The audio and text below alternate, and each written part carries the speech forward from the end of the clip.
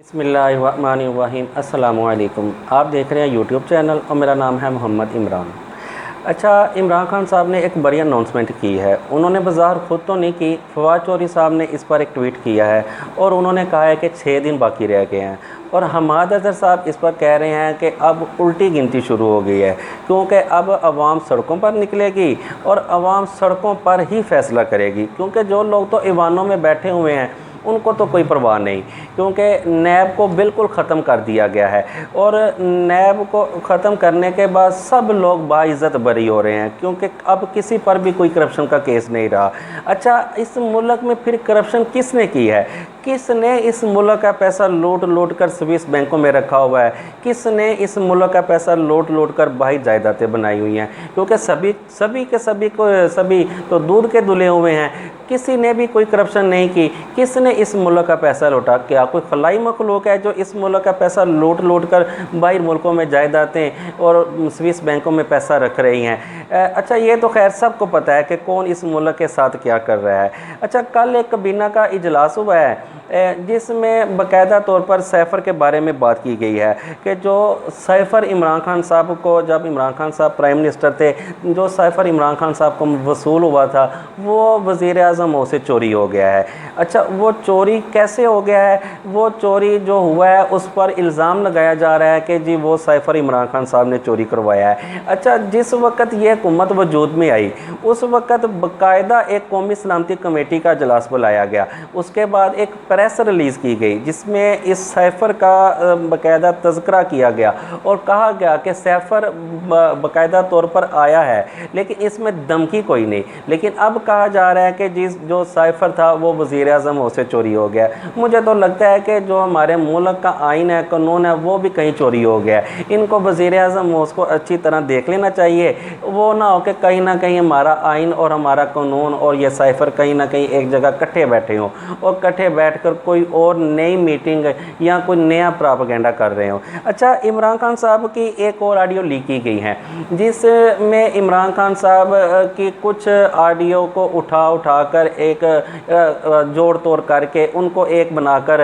Leak किया गया है। अच्छा, इस ऑडियो में अब वाज़िया सुना जा सकता है कि इमरान खान साहब कह रहे हैं कि इसमें से मिनट्स ले लें, लेकिन जिसने ये ऑडियो लीक की है वो बाकायदा नीचे ना उर्दू में लिख, उर्दू में जहाँ पर इमरान खान साहब कह रहे हैं कि इसमें से मिनट्स ले लें, वहाँ पर वो लिख रहा है कि अपनी मर्ज़ी के मिनट्स ले लें। हालांकि इस ऑडियो में वाज़िया सुना जा सकता है कि इसमें ऐसी कोई बात नहीं की गई, लेकिन इसका खैर कोई वजूद नहीं और ना ही इससे कुछ होने वाला है।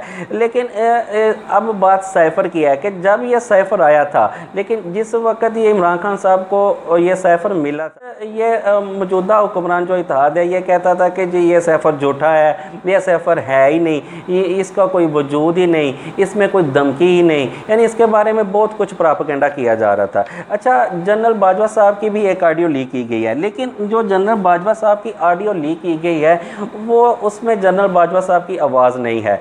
लेकिन इस ऑडियो को लीक उस वक्त किया गया है जिस वक्त जनरल बाजवा साहब अमेरिका के दौरे पर अमेरिका पहुंच चुके थे। लेकिन ये जो दौरा था अमेरिका का, ये जनरल बाजवा साहब का एक खुफिया दौरा था।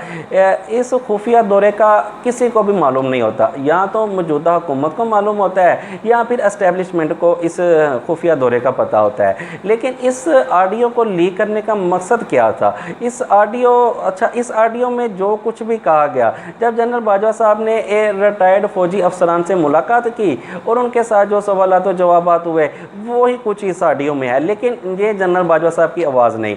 अच्छा, इसमें जो कुछ भी इसको इस टाइम रिलीज़ करने का मकसद क्या है?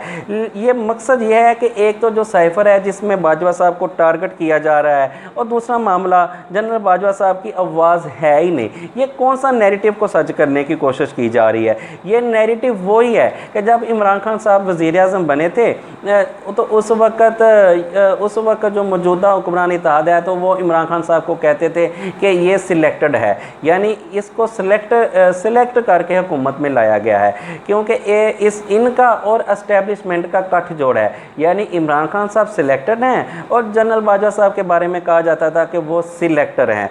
अच्छा, इमरान खान साहब ने अब इस रजीम चेंज में मज़ीद घेरा तंग करना शुरू कर दिया है। उन्होंने आज एक बड़ी इम्पोर्टेंट एक petition supreme court of Pakistan में दायर की है, जिसमें उन्होंने मौक़िफ़ अपनाया है कि जी वज़ीर आज़म हाउस में PTI के बारे में बाकायदा तौर पर इलेक्शन कमीशनर को हदायत की जा रही है, जिसमें जनाब हमारे वज़ीर आज़म साहब शहबाज शरीफ साहब, राना सनाउल्लाह साहब और अय्याज सादिक साहब हैं, कि जिसमें इलेक्शन कमीशनर को बाकायदा तौर पर कहा जा रहा है कि आप PTI के साथ साथ या 8-8 करके इस्तीफ़े कबूल करें। कि ये साथ या 8-8 करके इस्तीफ़े कबूल करने का मकसद सिर्फ़ और सिर्फ ये है कि इन साथ या 8-8 इस्तीफ़ों पर दोबारा इलेक्शन हो और नून लीग को कामयाब करवाया जाए और नून लीग को जितवाया जाए, ताकि इस हुक्मरान इत्तेहाद के साथ जो छोटी छोटी जमातें हैं इनसे किसी तरह जान छुड़वाई जाए, ताकि कल को ये लोग उठकर हुक्मरान इत्तेहाद को या नून लीग को ब्लैकमेल ना कर सके। जब साथ या 8-8 करके इस्तीफ़े कबूल किए जाएंगे और फिर उसके बाद इन पर जब इलेक्शन होगा तो किसी ना किसी तरह धांधली करके या किसी भी तरीके से ये सीटें जो हैं वो नून लीग को जितवाई जाएंगी, ताकि इसमें नून लीग की अक्सरियत हो सके। ये अगर PTI ये सारा कुछ सच साबित करने में कामयाब हो जाती है, यानी अदालत में ये सच साबित करने में कामयाब हो जाती है, तो शायद अदालत इस पर इलेक्शन कमीशन के ख़िलाफ़ कोई फैसला। दिनों मरियम नवाज़ साहबा की एक ऑडियो लीक हुई थी, जिसमें मरियम नवाज़ साहबा अपने वाला मियां नवाज शरीफ साहब से कह रही थी कि इलेक्शन कमिश्नर इमरान खान साहब को तोशाखाना रेफरेंस में नाअहल कर देगा। अगर वो फ्रांसक होने के बाद, यानी जो मरियम नवाज़ साहबा की जो ऑडियो है, अगर वह फ्रांसक होने के बाद सच साबित हो जाती है, यानी वो असल साबित हो जाती है, तो शायद इस पर supreme court of Pakistan election commissioner के ख़िलाफ़ कोई फैसला दे और बाकायदा तौर पर इस पर PTI कोई ना कोई आर्डर लेने के लिए कोशिश कर रही है। मिलते हैं इंशाल्लाह नेक्स्ट वीडियो में। अपना और अपने इस चैनल का ख्याल रखिएगा। अल्लाह हाफ़िज़।